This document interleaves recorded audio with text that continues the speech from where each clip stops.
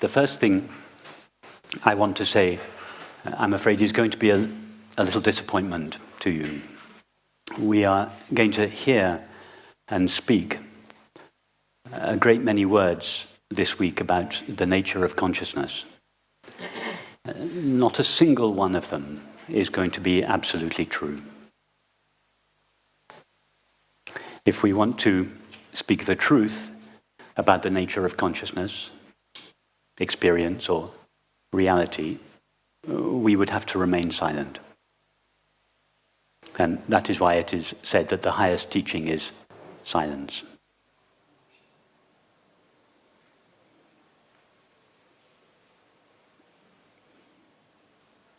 However, very few of us are sufficiently mature enough to intuit the reality of consciousness from silence. And therefore the spiritual traditions have elaborated various paths, various skillful means to tailor to various levels of our understanding. So it is in that spirit that I speak of the nature of consciousness.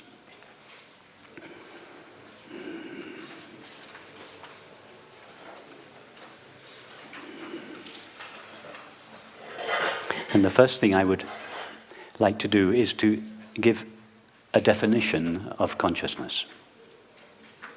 Of course, consciousness cannot really be defined. But this would be a good provisional definition of consciousness. Consciousness is that in which all experience appears. It is that with which all experience is known. And it is that out of which all experience is made.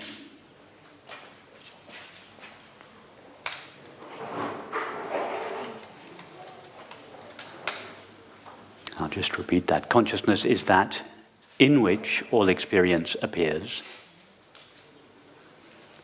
It is that with which all experience is known. And it is that out of which all experience is made.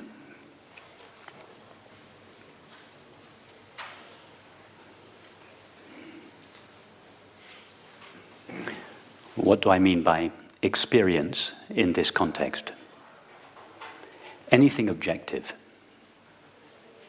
Thoughts, memories, ideas, concepts, feelings, sensations of the body, sights, sounds, tastes, textures, smells, etc.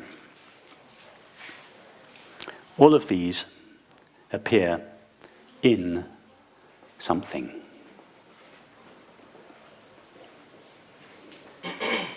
That something is what we call consciousness or awareness.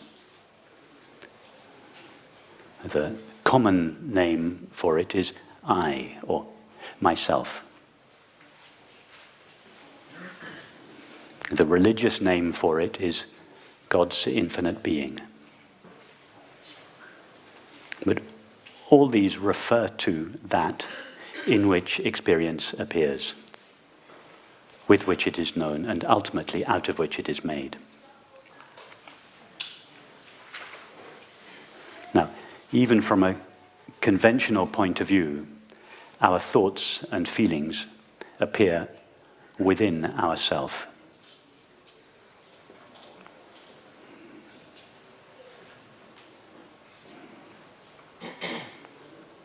What is not so obvious is that the experience of the body, which we experience mostly as sensation, also appears in ourself, that is, in consciousness. And what is even less clear is that our perceptions, for instance, sounds and sights, also appear in the same consciousness or the same field in which our thoughts, feelings, and sensations appear in.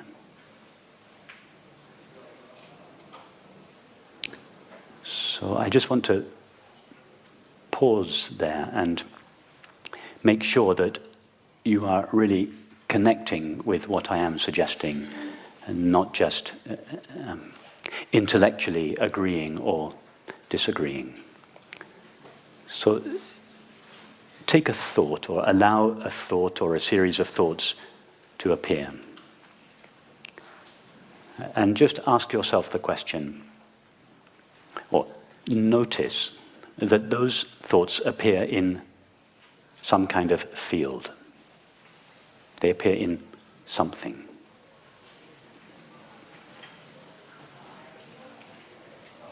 Let us say they appear in a space. Consciousness is not, in fact, a space. It is space-like, but it, in fact, has no dimensions. But let us provisionally, to begin with, give consciousness a space-like or field-like quality, and see that whatever thoughts are appearing in this space-like, aware field. And now, maybe we should close our eyes just for a few minutes to do this. Establish again that your thoughts appear in a aware space-like field. And now listen to whatever sounds are present. Suddenly everything goes strangely silent. Listen to the sounds of people talking or whatever sounds are present.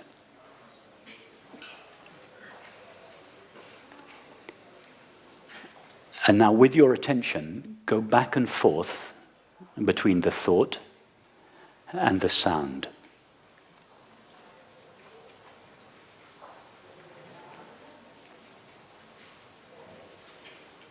Ask yourself the question, does my attention ever leave the field of awareness?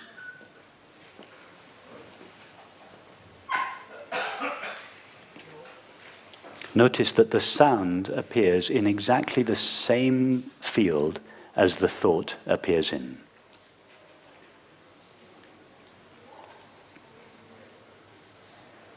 Conventional thinking would have us believe that the thought appears inside what I am, and that the sound appears outside what I am.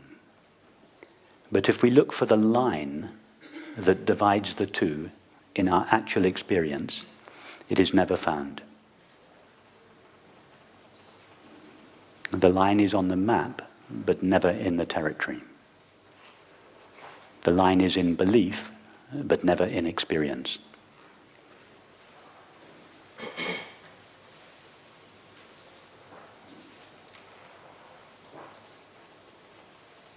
Now, instead of just allowing your attention to go between the thought and the sound, allow your attention to go wherever it wants. You can keep your eyes closed if you want to, or feel free to open them.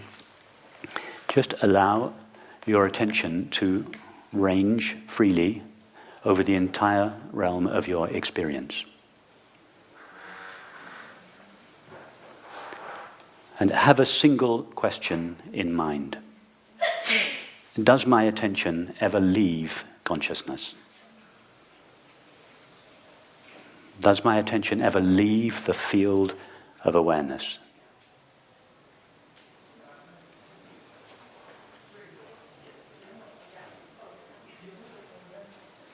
In fact, you could play devil's advocate with yourself. Try to leave the field of awareness. Try to come in contact with or attend to something that appears just outside consciousness. And don't just refer to your current experience. Imagine and remember all possible experiences. You could imagine, for instance, that you had just landed on the moon.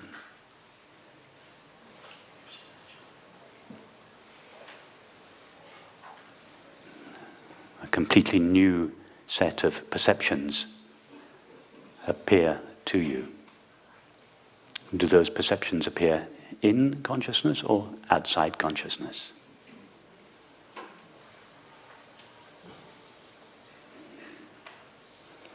Imagine you are a brain surgeon, you are just dissecting doing your first brain operation. That brain is a series, in your experience, it is a series of perceptions and sensations. Do any of those perceptions or sensations appear outside consciousness?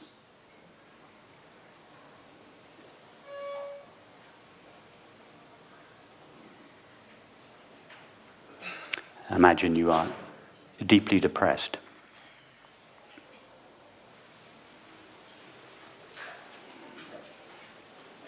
Does that experience appear outside consciousness? Does your attention have to venture to a place outside consciousness in order to come in contact with or know the feeling?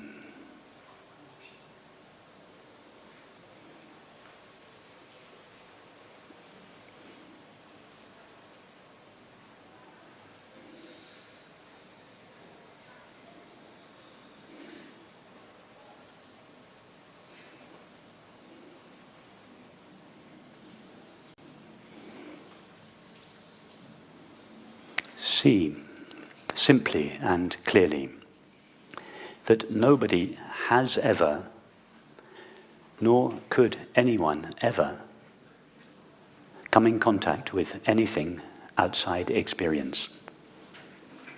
Outside awareness or consciousness.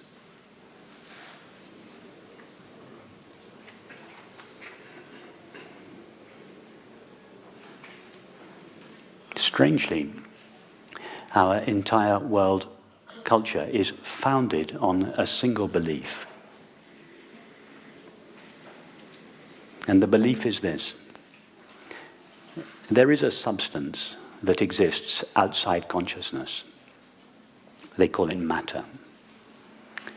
Matter is the fundamental reality of all existence. And consciousness is somehow derived from this substance, matter.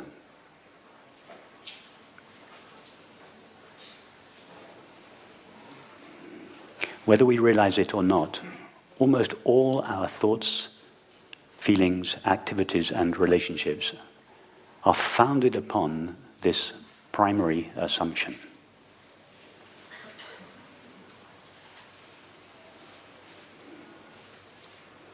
Strangely, since the invention of the idea of matter a few thousand years ago, we have been looking for it. Scientists are still looking for it. They haven't found it. Many scientists believe that it's just a matter of a few more years and a few more $1 billion, and we will eventually find this stuff called matter. But it is, and philosophers have been thinking about it for over 2,000 years, the nature of this stuff called matter. The fact that nobody has ever once, for a moment, glimpsed this stuff seems not to have much impact on the debate. It is like spending centuries discussing the eating habits of the Loch Ness Monster. The fact that nobody ever saw the Loch Ness Monster is just a detail that seems to have been overlooked. One day we will find it, but in the meantime, let's continue to discuss its eating habits and its mating habits, and that is how absurd the debate about matter is.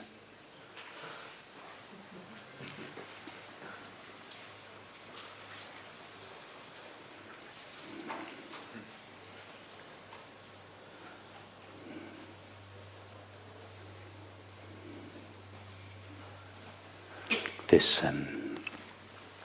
second most important unanswered question that Peter mentioned last night. What is the hard problem of consciousness? The question as to how can consciousness be be derived from matter it's a pseudo question. It's a non-existent question. Did anybody else notice the contradiction in those two questions? The first question, what is the nature of the universe? The second question, how is consciousness derived from matter? Is the contradiction in those two questions not staring us in the face? In the first question, the first most important unanswered question, what is the nature of the universe? We acknowledge that we don't know what the nature of the universe is. In the second question, how is consciousness derived from matter? We've made a huge leap of faith.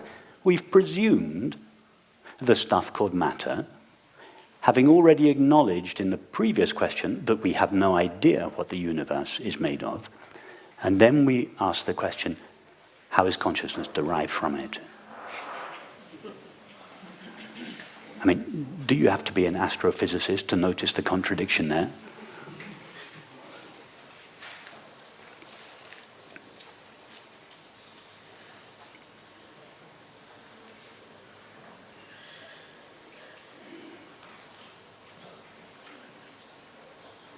Even the first question, in the first question, there is a subtle presumption, which turns out in the end to be a belief. In fact, it is a religion. It is the religion of materialism. In the first question is, what is the universe made of? Nobody has ever found the universe.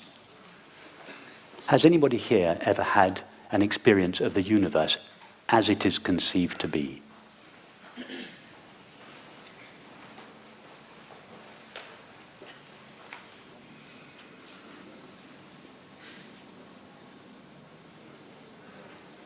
So what are we exploring when we try to explore the nature of the universe? We're trying to explore something which we don't experience. All we know of a universe is a series of fleeting perceptions.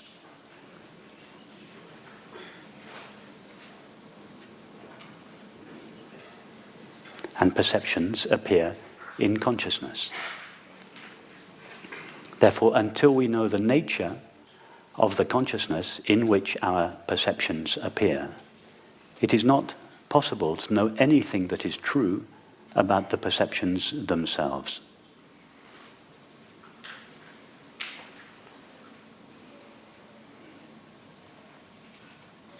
That is why I believe that one day the science of physics, the highest science, will no longer be considered the science of physics. It will be the science of consciousness, the new science of consciousness. Because until we know the nature of consciousness, it is not possible to know the nature of anything that appears within it. Until we know the nature of the knowing with which we know our experience, it is not possible to know anything true about the known.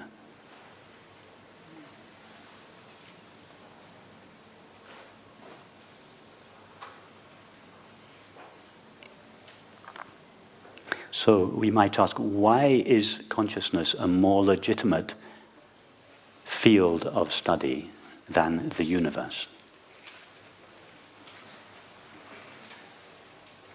Is there anybody here who is not aware at the moment? Okay, that's the answer. When I asked you, has anybody here ever experienced the universe as it is conceived, I thought not a single person put their hand up. In other words, we never experience the universe that we are studying. But when I asked the question, is anybody here not aware? Nobody put their hand up. In other words, everyone is aware. Awareness is our experience. And therefore awareness is a legitimate field of study. Why? Simply because it is experienced. Everybody here is knowing or aware of their experience. What is the nature of that knowing? That is the interesting question. until we know the nature of the knowing with which our experience is known, or until we know the nature of the consciousness in which our experience appears, we cannot know anything that is true about the mind, the body, or the world.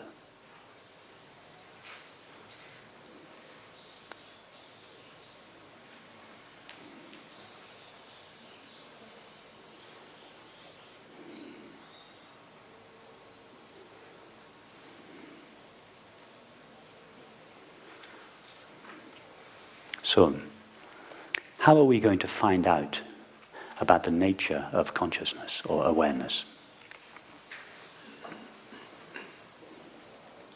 We first have to find out what it is that knows the experience of awareness. Only that could tell us anything about its nature.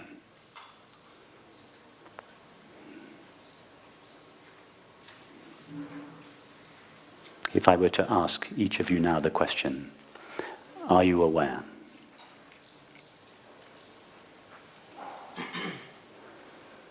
Everyone, I hope, would pause for a moment, refer to their experience and answer yes. What happens in that pause? Ask yourself the question again. Am I aware?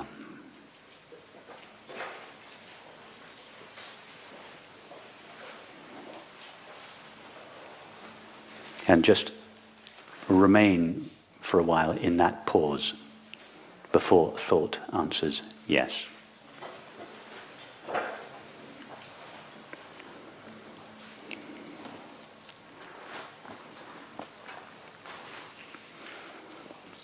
That pause is a gap between two thoughts. The first thought, am I aware? And the second thought, yes.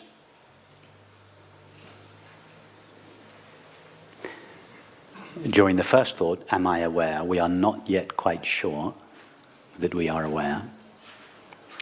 And by the time the second thought appears, we are absolutely certain that I am aware. In other words, the certainty of being aware takes place in between those two thoughts. In other words, it doesn't take place in the mind.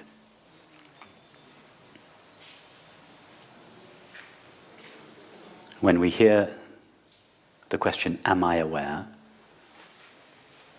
Awareness directs itself towards the question. At the end of the question, there is a pause in which awareness has nowhere to direct itself, and as a result it collapses for a moment, it sinks back for a moment into its self, into its source. And then it rises again in the form of the answer, yes. In other words, in this pause, awareness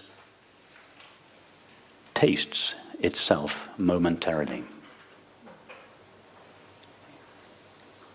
In the pause between the question, am I aware? And the answer, yes, we become aware that we are aware. Not only am I aware, but I am aware that I am aware.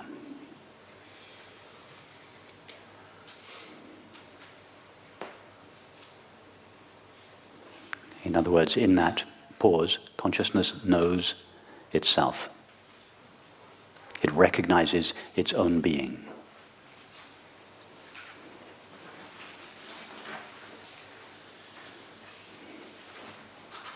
It is consciousness itself that knows that it is conscious.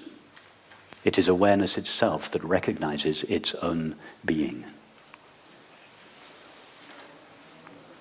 In other words, only awareness can know anything about awareness.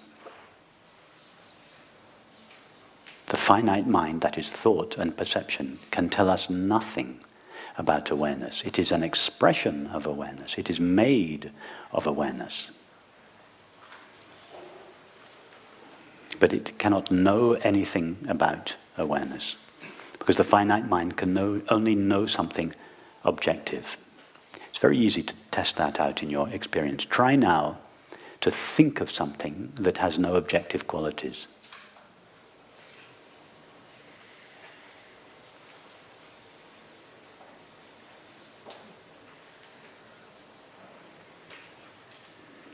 It's not possible.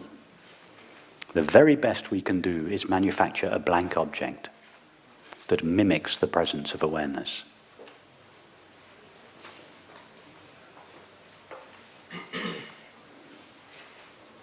Although thought is made only of consciousness, it cannot know the stuff it is made of. Just like the character in the movie is made of the screen, but cannot know the screen.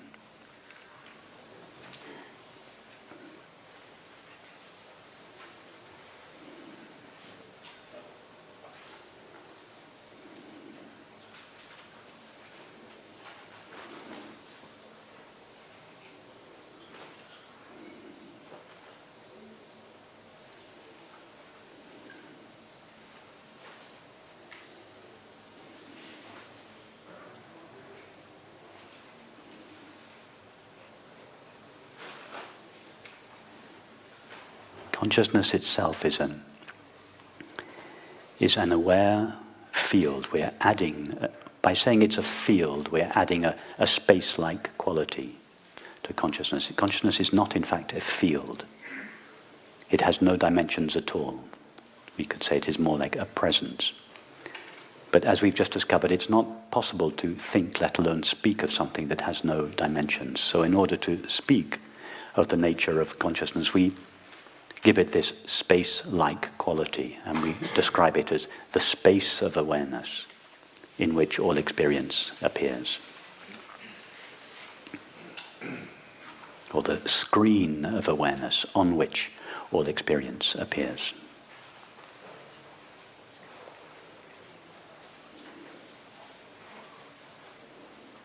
Consciousness is a space-like presence in which thoughts, sensations, and perceptions appear, but is not itself made of thought, sensation, or perception. Thought, sensation, or perception. It has no objective qualities. It is thus sometimes said to be empty. It is not really empty, but it is empty from the point of view of objects.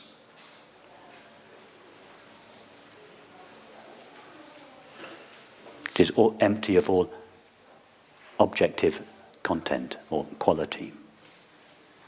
It has no finite qualities and is thus said to be infinite, not finite.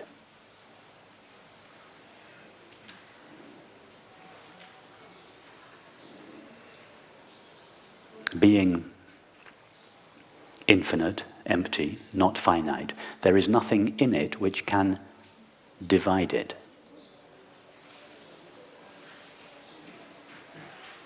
If there were, for instance, two consciousnesses, there would have to be something about each of those two consciousnesses that divided or distinguished them from one another.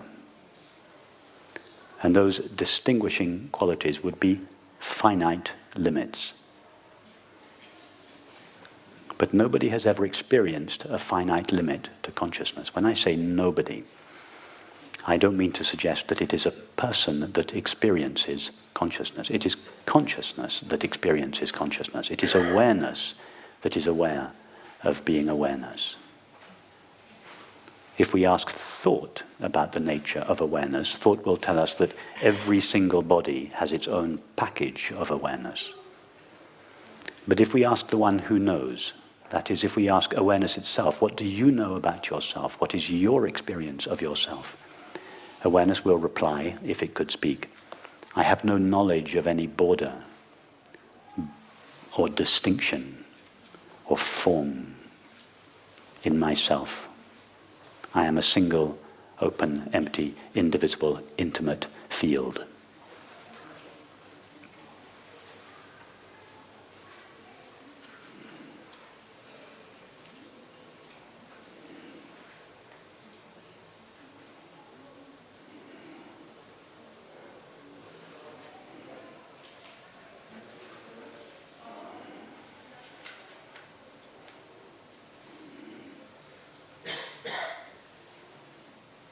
That means that the knowing, or the consciousness with which each of us is knowing our experience, is the same consciousness.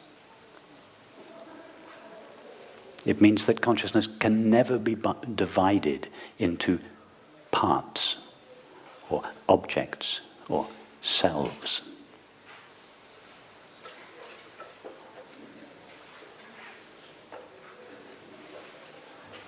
It means that if each of us were to take the thought I and trace that I to its origin, to its source, and if we were to trace it far enough back to the essential nature of each of our minds, we would all arrive at the same consciousness, not a similar consciousness. There cannot be two empty spaces.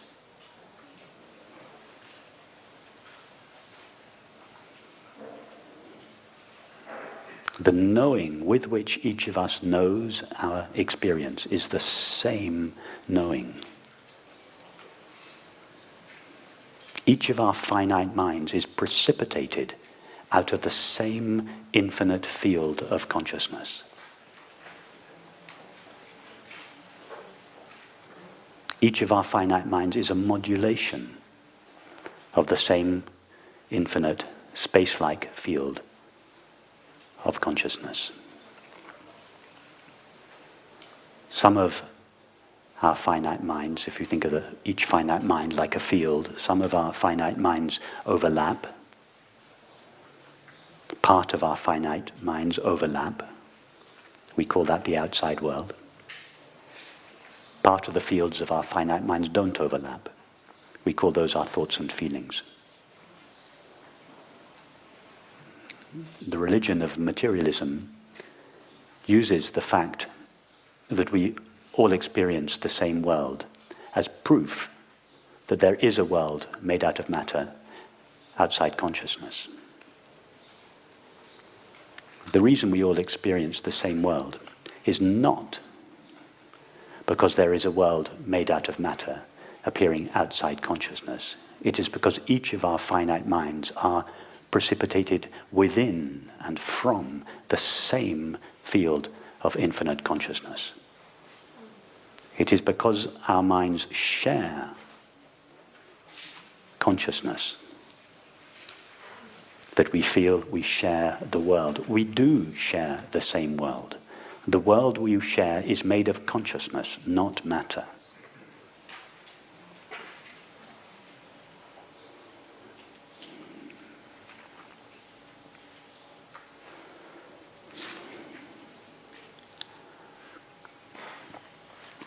So the really interesting question, which I believe will sooner or later replace the top two questions, what is the nature of the universe and how is consciousness derived from matter? The really interesting question is, how is the appearance of matter derived from consciousness?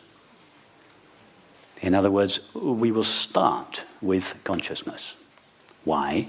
Because consciousness is our primary experience. That's the obvious place to start.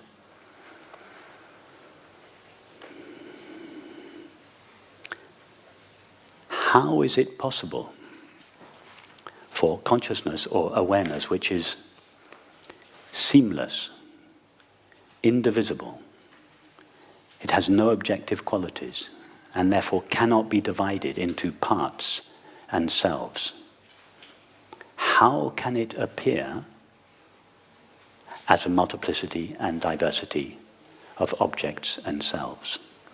That is the really interesting question. All that is being experienced at the moment is consciousness. Can anyone in this room at this moment find anything other than the knowing of their experience? Look around, point to something that is distinct or other than the knowing of your experience. It's not there. All that is known is knowing. And it is knowing that knows knowing. All that is being experienced at the moment is consciousness. Consciousness modulating itself in the form of the finite mind. That is, consciousness modulating itself in the form of thought and perception. In the form of thought, it appears to itself as time. In the form of perception, it appears to itself as space. In other words, time and space are consciousness modulated through thought and perception.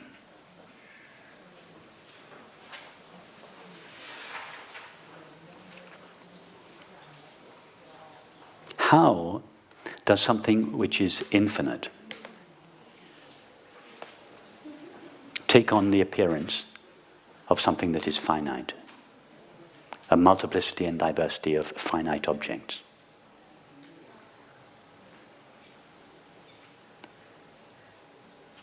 How does consciousness appear to itself as a multiplicity and diversity of selves and objects?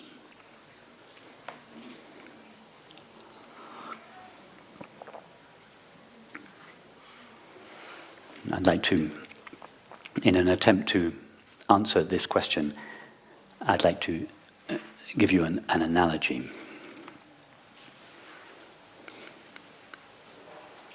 Imagine Mary falling asleep here in Titignano. Is that right? Titignano, yeah. Imagine Mary falls asleep in Titignano. Mary's mind is a single, indivisible whole, like each of our minds.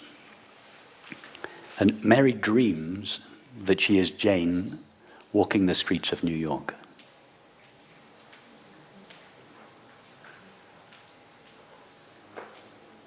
So Mary's mind has fallen asleep to its own infinite, indivisible nature. And it has imagined instead that it has assumed the limited form of Jane's mind. Jane is walking the streets of New York, seeing people, cars, buildings, which from Jane's point of view all seem to be outside her mind. When Jane closes her eyes, the streets of New York disappear. And therefore, she legitimately concludes that whatever it is that is seeing the streets of New York lives just behind her eyes.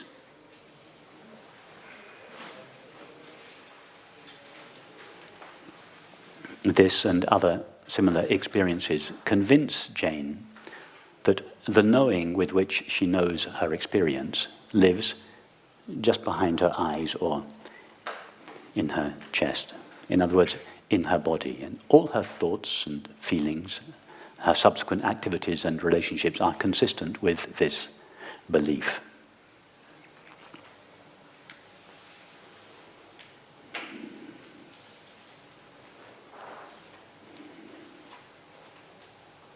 One day, Jane goes to a cafe, and sitting on the table next to her is a very handsome man called David.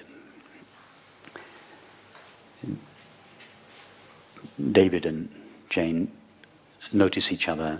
They start having conversation together. And Jane feels this mysterious attraction to him. Of course, David and Jane, the cafe, the streets of New York, are all appearances in Mary's mind. Mary's mind itself has not been divided into a multiplicity and diversity of objects and selves. It is still the same seamless, indivisible whole that it always is. And yet it has taken on the appearance of Jane and David. Mary could have dreamt that she was David on the streets of New York, in which case she would have seemed to see her experience through the eyes of David's mind. So when Jane feels this mysterious attraction towards David, and they begin dating. Jane has a strange feeling that if she were somehow to get closer to David, the pain that she feels, the wound that she feels in her heart, that she has been trying to escape from all her life, would be somehow alleviated. She feels that somehow to merge with David would give her relief from the pain from which she had been running all her life. Well, eventually she and David do get together, and indeed, when they merge in friendship and sexual intimacy, she does indeed feel temporary relief from the pain of her longing. So, what is really happening? What is when Jane feels this longing in her? Why does she feel this longing? Why does she feel, from where does the intuition in her come that it is possible to be relieved of her suffering? And what happens to her suffering when she and David merge? In this moment of merging, there is a temporary loss of all the limitations with which Jane defines herself. In other words, in this merging, there is a temporary collapse of Jane's finite mind. And in that moment, she tastes the essence of her mind, which is Mary's peaceful mind asleep in Titiano. Now, of course, when Jane and David part, this temporary cessation of suffering comes to an end, and she feels everything that defines her again, so the suffering bubbles up again, and she remembers, last time I united with David, the suffering went away. Therefore, uniting with David, in this case a person, but it could have been an object or a substance.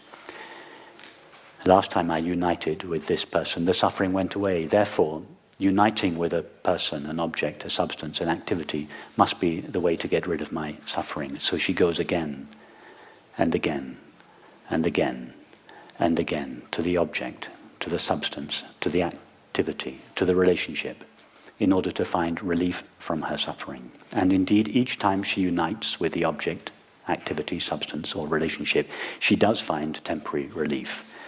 And this builds up in her the conviction that the way to be free of her suffering is to continually acquire objects, activities, substances, and relationships. And she ends up being addicted, like most people are, to some kind of object.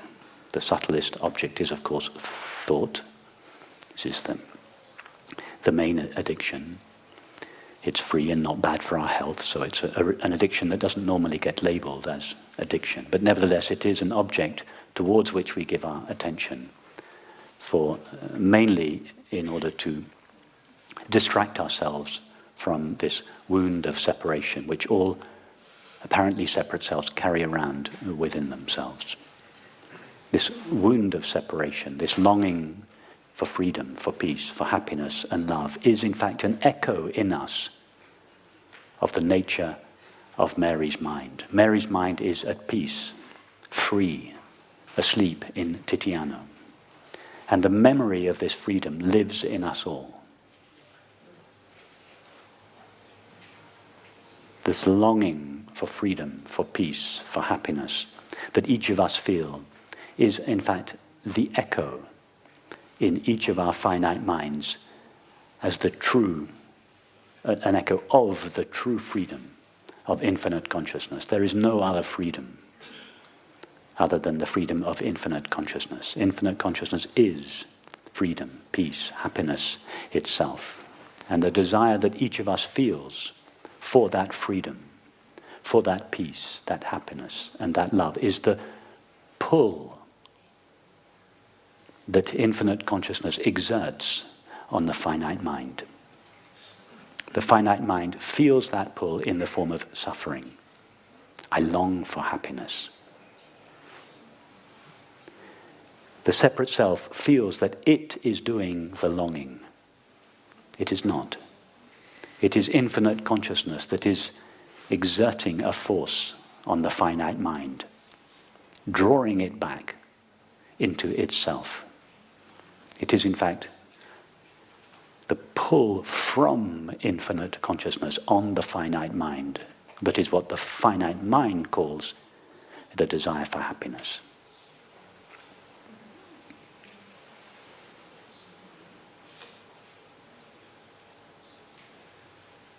But in order to experience the streets of New York, Mary has had to fall asleep to her own nature. Mary has fallen asleep in Tiziano, and it's only as a result of falling asleep that she is able to realize one of the infinite possibilities that exist within her. She could have dreamt that she was Claire on the streets of Tokyo. She could have dreamt that she was Annabelle on the streets of London. All these possibilities, an infinite number of possibilities, exist in Mary's mind. She chose one of those possibilities, to be Jane on the streets of New York. But in order to appear as Jane on the streets of New York, Mary had to fall asleep to the infinite nature of her own mind and to take on or to rise in the form of Jane's finite mind. It is only from the limited point of view of Jane's finite mind that Mary was able to experience the streets of New York. In other words, to bring manifestation into apparent existence, consciousness needs to fall asleep to its own infinite nature. Because it is not possible for something that is infinite to know something that is finite. There is no room in the infinite for the finite. So in order to bring manifestation into apparent existence, manifestation means form. Form means limit. In order to experience something limited, such as a universe, consciousness must overlook the knowing of its own being. It must fall asleep to itself and freely assume the form of the finite mind. In other words, when consciousness brings manifestation into existence, it comes at a price. It overlooks the knowing of its own being. It gives birth to the universe from within itself, and then it finds itself located as a self in that universe. Having done so, it has had to forget its innate nature of peace and freedom. And that is why the self in the world longs for one thing alone: peace and freedom. The only thing the separate self is really engaged in is the discovery of peace and freedom and happiness. It first tries to do this by uniting with objects, substances, states, and relationships. But at some point, it gets to the end of that adventure.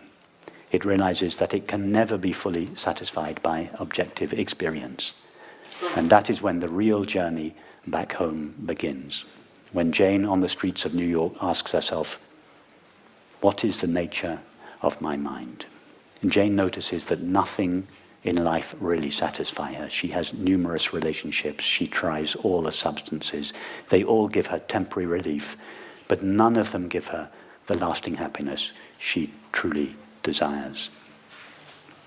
At one point, she begins to explore the only direction left, the nature of her own mind. And that exploration takes her mind on a journey backwards towards its source, the subject of experience, rather than outwards towards the object. And in this return journey, the mind is, in most cases, progressively divested of its limitations and at some point stands revealed as infinite consciousness. That is the experience of happiness. That is the experience of love. It cannot be experienced by the person because the person dissolves in that experience. The person that seeks happiness and love is like the moth that seeks the flame. The moth longs for the flame above all else, but it is the only thing the moth cannot experience. Or rather, to experience the flame means to be consumed in it, to die into it. That is the experience for which the moth longs. The only experience for which the apparently separate self longs for is the experience of happiness or love. The experience of love is the dissolution of the limitations of the self.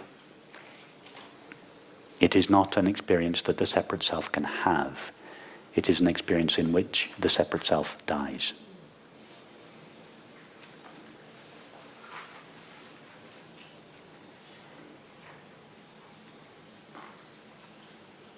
So infinite consciousness overlooks the knowing of its own being in order to bring manifestation into apparent existence. It freely assumes the form of the finite mind in order to know the finite world.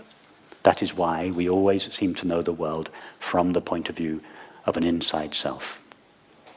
Even in a dream, the world we experience in a dream is seen from the point of view of a self in the body. It is infinite consciousness itself that divides itself into two parts, mind on the inside and matter on the outside. But matter is only matter from the illusory point of view of the finite mind, from the self in the body. From the point of view of infinite consciousness, there is no such stuff called matter.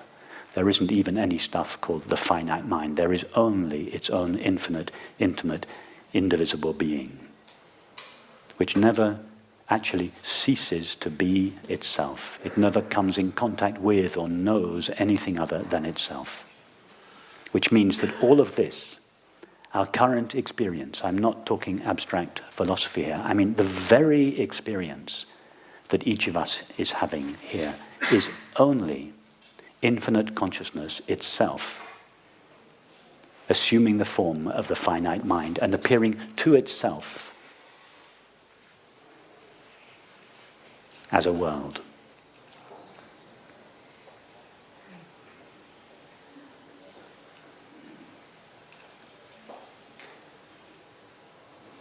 It means that what this experience is made of itself has no dimensions. It means this ordinary experience of four dimensions of time and space, thoughts, feelings, perceptions, activities, relationships, this very experience that each of us is having now has no dimensions at all. Don't try to think of that. It's not possible to think of something with no dimensions. Could it be that what is called the Big Bang is not an event that happened millions of years ago? It is the event that is continually happening every time infinite consciousness assumes the form of the finite mind and appears as itself, that appears to itself as the world. Could it be that the Big Bang is happening over and over and over again, always in the same now?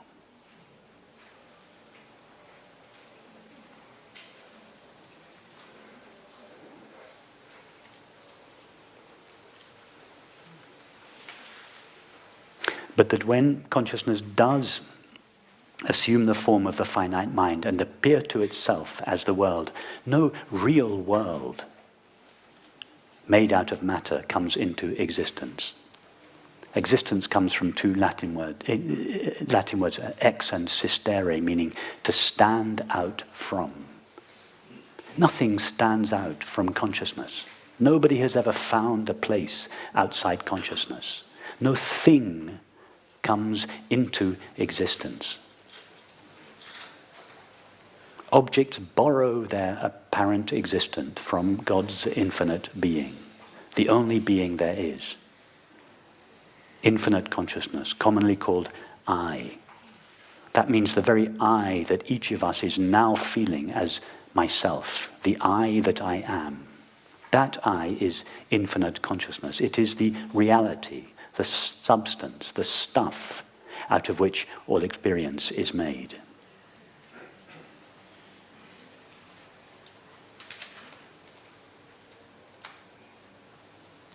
No object ever comes out of consciousness. No object ever exists in its own right.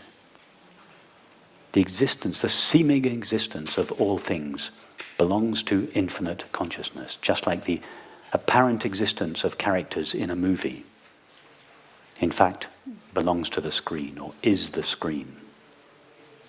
There are never any divisions in the screen itself.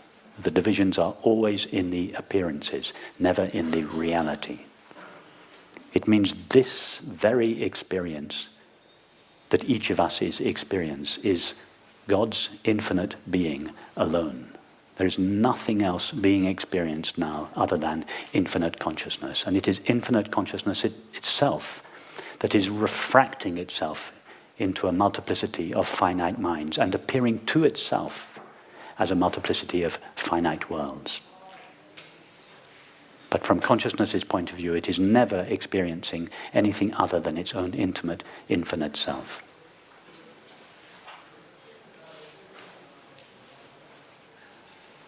When the Sufis say, La ilaha illallah, they mean there is no God but God. In other words, no thing has an existence of its own. No thing is a thing unto itself. All things borrow their thingness, their isness, their reality from God's infinite being.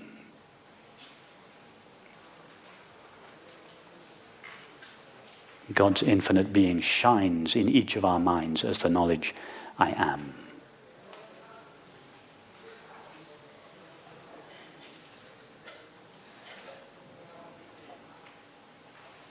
That is why the ultimate spiritual practice is to give the I that I am our attention, to allow the mind to sink back into its subjective source.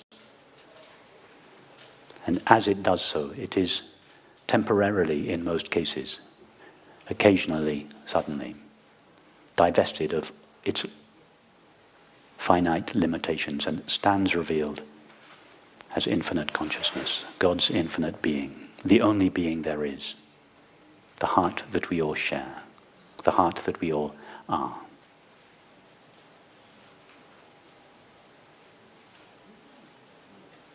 I would suggest that the experience of love is simply the knowledge of our shared being. When we love, we feel one with the other. Love is the experience of our shared being. And is there any experience that the separate self desires more than the experience of love?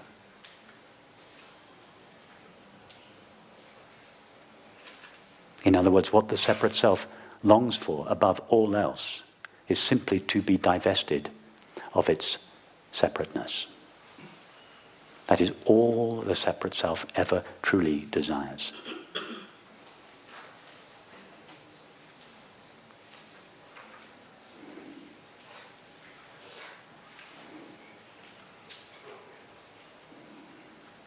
And all the separate self, and this is not quite true, but it's a concession to the separate self, all the separate self needs to do To find this love for which it longs is to ask itself, what is the nature of the knowing with which I know my experience? All Jane needs to do to be alleviated from her suffering on the streets of New York is to ask herself, what is the nature of my mind? And if Jane inquires deeply enough into the nature of her own mind, she will discover her mind is made of Mary's peaceful, infinite mind. That's all there is to Jane's mind. All there is to each of our minds is the inherently peaceful presence of infinite consciousness.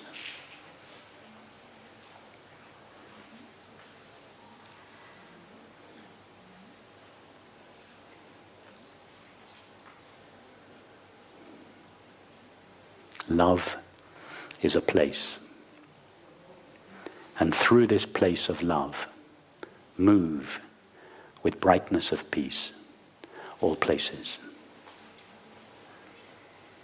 Yes is a world.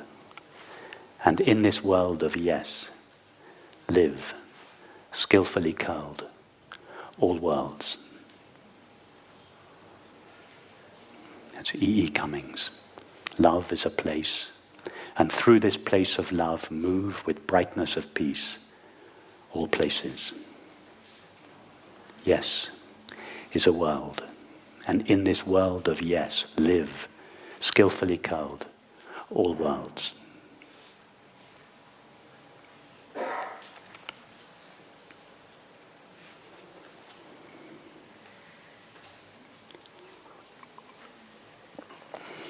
So we have a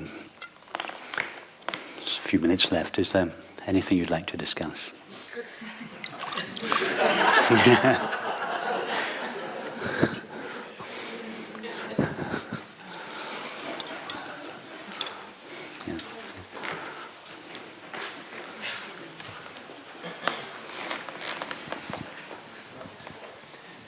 Thank you.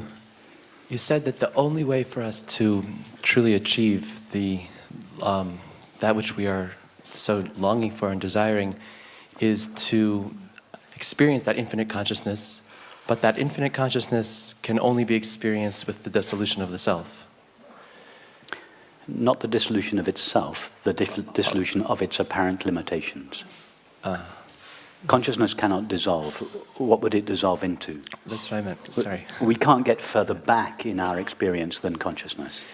Okay, but so did you mean like the dissolution of the physical self? What physical self are you referring to? Our experience, our presence that we are feeling here. The physical self is a series of sensations and perceptions, yes? Yes. How physical is a sensation? Sensations and perceptions are mind. Yeah, there's nothing physical there. Okay. Point to something physical now in your experience. But really what I was meant to ask was that would you say that there's a way to achieve this ultimate goal within our Yes. lives that we have here? Yes. As a concession to the separate self, or as an accession to the apparent reality of the separate self that each of us believes and, more importantly, feels ourself to be, I would say, yes, there is a way. The most efficient way and the most direct way is for the separate self to ask itself the question, what is the nature of myself? In other words, what is it that I call I? The separate self starts by noticing that the separate self spends its life saying, I am aware of thoughts, I am aware of feelings, I am aware of sensations, I am aware of perceptions. This experience of being aware pervades all experience. Could you have an experience without being aware? No. Being aware is the only element of experience that remains present throughout all experience. And we call it I. It is I that is aware of my thoughts. I am aware of my feelings. When I was a 5-year-old boy, I was aware of the sea and the sun and the sand. When I was a 10-year-old boy, I was aware of my school friends. Throughout life, this I am aware, I am aware, I am aware has remained present. Everything else has vanished. How long does a thought, sensation, or perception last? Not long. But the experience of being aware is the only element of experience that has remained consistently present. That's what we call I. I am aware. I am aware of thoughts, but I am not my thoughts. I am aware of my feelings and sensations, but I am not a feeling or a sensation. I am aware of perceptions, but I am not a perception. I am simply the experience of being aware, the non-objective experience of being aware. So the most efficient, and this is why it's called the direct path or the direct approach, the most efficient means that the spiritual teachings have elaborated for the separate self to find what it deeply longs for, which is happiness and peace, is for the separate self to direct its attention away from the objects that it is aware of, towards that which is aware of them. In other words, towards I. What is the nature of the I that knows my experience? And if we try to do this, our attention, instead of our attention directing itself towards a thought or a feeling, sensation or perception, our attention begins to sink backwards into its source instead of forwards towards the object. This sinking of the attention into its source is named variously in the different spiritual traditions. In the Christian tradition, it's called the practice of the presence of God. In Ramana Maharshi called it the sinking of the mind into the heart. Not the physical heart, the heart of awareness, in its source, its essential nature. And Nisargadatta called it focusing on the I am. We can't focus on it because it's only possible to focus the attention on an object. It's actually a defocusing, a relaxing. That's why Rumi said, flow down and down and down in ever-widening rings of being. It's a falling backwards of the attention, a relaxation of the attention into its source. Ramana Maharshi called it self-inquiry, but it's not, that's a misleading translation. It's not an inquiry. You cannot inquire into something that has no objective qualities. It's more like a self-abiding or self-resting. Ouspensky called it self-remembering. Again, that is misleading because something with no objective qualities cannot be remembered. It is called prayer. It is called meditation. There are other means, but this is the most direct. So can that be achieved while still alive? Can this be achieved while alive? Why do you presume that awareness is going to die? It's because you identify awareness with a collection of sensations and perceptions called the body. And you notice that those sensations and perceptions are always disappearing, and therefore you presume that awareness is going to disappear with it. But has awareness, or could awareness, ever experience its own disappearance? No. Well, until you experience the disappearance of awareness, presume that it doesn't disappear. It is for those that claim that awareness does disappear to prove it. The burden of proof is with them, not with us. But I meant, alive, like practically. I believe in the continuation. I'm being practical. Are you not now that which is aware of your experience? That's very practical. Yes? Is that true? You are aware of your experience. I is that which is aware of your experience. Is that practical and true of your experience now? Tell us about that I. Tell us what you know about that which is aware of your experience. Being really practical. I am aware that I am aware. Okay, very good. Tell us more about that awareness from your current direct experience of it. Tell us about its qualities. It's pleasant. There's lots of sensations, visual sensations. Don't tell us about the sensations. Tell us about the awareness.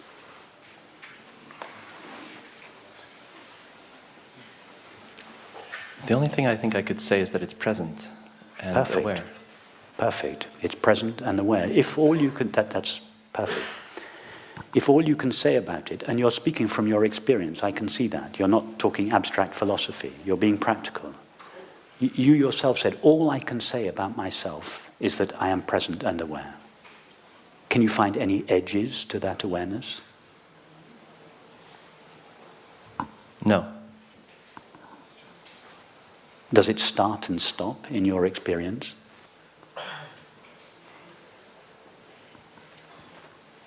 Only my conscious identity with it starts. No, but I'm not asking about that. I'm asking about awareness, what you call that which is aware and present. Does it ever stop being aware and present? Did it ever start being aware and present?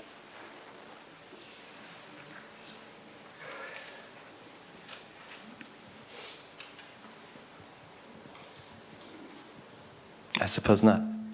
I don't like I suppose. I want you to speak about your experience, not your suppositions. I mean, is it your experience now? Your experience now is that thoughts, sensations, and perceptions are continuously starting and stopping, yes? Every time my voice comes to an end, a perception stops. Every time a thought appears, a thought starts. Yeah? No, I'm not interested in those for the moment. I'm not suggesting they're not interesting or aren't. But we're not talking about that. We're talking about that in which they appear, that with which they are known, and that out of which they are made. Does that share their limitations? Does it start and stop with them? From just looking at the moment, it would seem not. It would seem to me that when it's else could continually you there. look at awareness other than in the moment? I mean, try in this moment now and look again. Is it starting and stopping? Right, so then I would be able to just project back to before I was born, and that's if your question was, has there ever been a point when it's not existed? You say, before I was born, how do you know awareness was born? In order to know awareness was born, you would have to have seen it starting. Oh, there it just appeared. Perceptions are born and die. They appear and disappear. Yes? Sensations appear and disappear. So we can say they are born and they die. What about awareness? What about that in which they appear, that with which they are known, and that out of which they are made? Does that one share their limits and their destiny? I see what you're saying. Okay. Yes, I see that what you're saying. That I understand what you're saying. Yes. What I'm looking for is a straight yes or a straight no. Because I'm being very practical here and also a little specific, not vague. I don't want a vague, well, I suppose that awareness... No, is it your experience now that awareness is coming and going, is moving and changing? Does that which knows your experience grow old, for instance? No. Does it have a gender?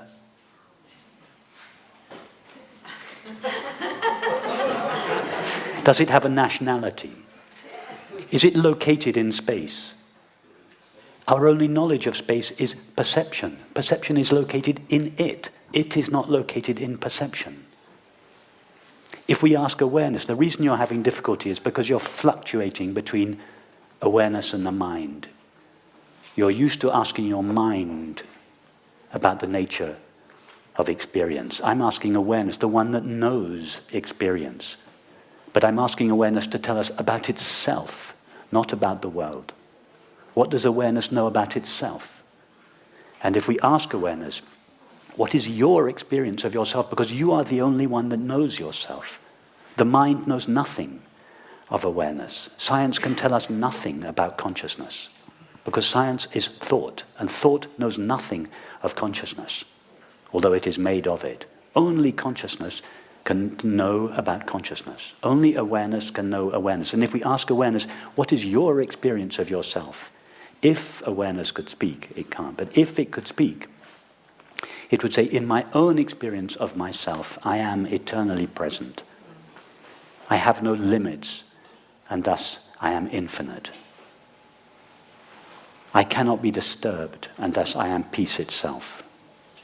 I cannot be aggrandized or diminished by any appearance of the mind, the body, or the world, and thus I am fulfilled. I am happiness itself. I know no other, and am therefore love itself. I know no object, and am thus beauty itself. That is what awareness has to say about itself. I have no age because I do not appear in time. I cannot be touched or moved or harmed or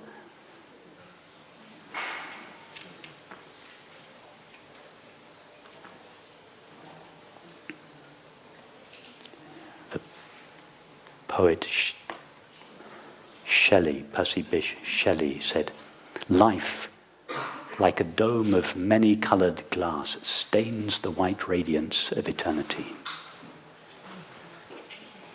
All of life, all of this is just a colouring. He didn't really mean it stains it, because nothing leaves a stain or a trace on awareness. Life is like a temporary colouring of eternity, of this dimensionless presence of awareness, which shines in each of our minds as the knowledge I am, and which is felt in our hearts as peace, happiness, love, and which shines in our perceptions as beauty.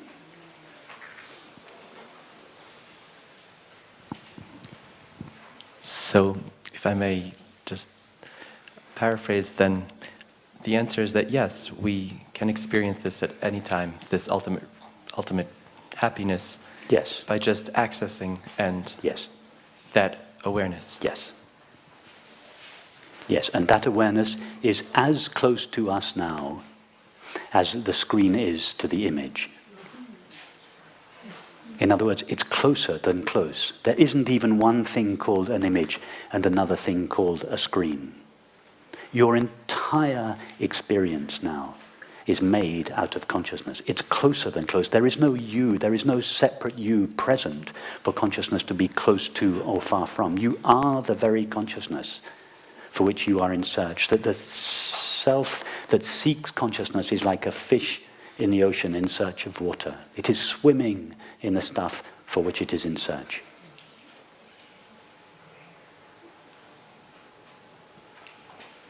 Thank you. So Mary didn't really fall asleep. Can you take the mic behind you here? You've told us, or what I've learned from your talk, these few moments, experience takes place in consciousness. Can you help me or help us? There are moments that we are conscious, but we are unconscious of our consciousness. It would be more accurate to say that awareness itself assumes the form of thoughts and perceptions with which, or as which, it seems to veil itself from itself. That is called Maya. In the same way that a screen has the ability to assume the form of an image, and as that image, it seems to veil itself. However, it only veils itself, the image only veils the screen if we give it permission to do so. Two kids are watching television. Their mum comes in and asks one of them, "What are you seeing? What are you watching?" One of them says, "Match of the day." And she asks the other one, "What are you seeing?" He says, "A screen." They both see the same thing. But what appears to them in accordance with the way they see. If one of them believes he is seeing a football match, his experience will appear to him in conformity with that belief. In other words, experience will appear as a multiplicity and diversity of objects. The other one is having exactly the same experience, but sees its reality. So matter, what we call matter, is not an object that is seen. It is a way of seeing. And it is a way of seeing that is predicated on the belief I, awareness, share the limits and the destiny of the body. The mixture of awareness plus the body makes what we call the separate self, or the ego. It is from the point of view of the inside self made of mind that there is an outside world made of matter. And this is why physicists struggle so much with this stuff called matter. They are convinced that there is stuff out there, dead inert stuff called matter. And they go on and on and on looking for this stuff. But the small print in the belief there is a world out there made of matter is there is a self in here made of mind. And that is why physicists struggle with this stuff called matter, because they are so invested in their own identities as a separate self made of mind living in the body. That is the real issue. The real issue is, am I a self in a body? Not, is there a world out there? But if we are so invested, so identified with ourself as a body, as a temporary finite mind living inside the body, then it will never be possible for us to know the nature of the world. Because matter is a way of seeing, not something that is seen. The finite mind is a way of knowing, not something that is known. Only infinite consciousness is truly ever known, and it is infinite consciousness that knows itself. Thank you. As the Sufis say, there is only God, God's infinite being. Have we got time for one more question? Yes? No. But I have a very good news related to this. I have a very good, guys, seriously, a very good news, which is bad news in a way, but good news in another. Like life. Mark Zikowski, which was planning to present tonight at 5 o'clock, is ill. Is not well. He just came back from India, and he told me, listen, when I come back from India, I never know in which state I arrive, and this state apparently hit him he told me literally both directions. So he's not in a good, he's really not feeling well, he cannot be with us. In alternative, Rupert accepted to be tonight to replace him at 5 o'clock. Does Rupert know? Is that a question or a statement? I don't know.